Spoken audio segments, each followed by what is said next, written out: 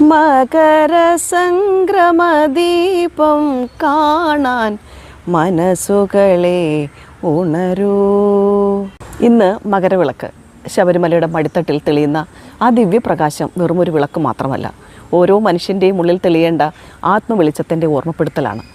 കേരളത്തിൻ്റെ ആത്മീയ പാരമ്പര്യത്തിലെ അതിപ്രധാനമായ ദിവ്യ ചൈതന്യമാണ്. മകരവിളക്ക് ദർശനം ലഭിക്കുക എന്നത് അയ്യപ്പ ഭക്തന്മാർക്ക് പരമാനന്ദത്തിൻ്റെയും കർമ്മസാഫല്യത്തിൻ്റെയും പ്രതീകമായി കണക്കാക്കപ്പെടുന്നു. ലക്ഷക്കണക്കിന് ആൾക്കാർ കാത്തിരിക്കുന്ന ആ പ്രകാശം വിശ്വാസത്തിൻ്റെയും സമർപ്പണത്തിൻ്റെയും ദീപ്ത സ്മരണയായി മാറുന്നു. ഐതിഹ്യപ്രകാരം ശബരിമല വനപ്രദേശത്ത് വസിച്ചിരുന്ന മാളികപ്പുറത്തമ്മ അയ്യപ്പനെ ദർശിച്ച് തപസ് അനുഷ്ഠിച്ചിരുന്നപ്പോൾ ദൈവിക സാന്നിധ്യം അറിയിക്കാൻ തെളിഞ്ഞ ദിവ്യപ്രകാശമാണ് മകരവിളക്കെന്ന് വിശ്വസിക്കപ്പെടുന്നു.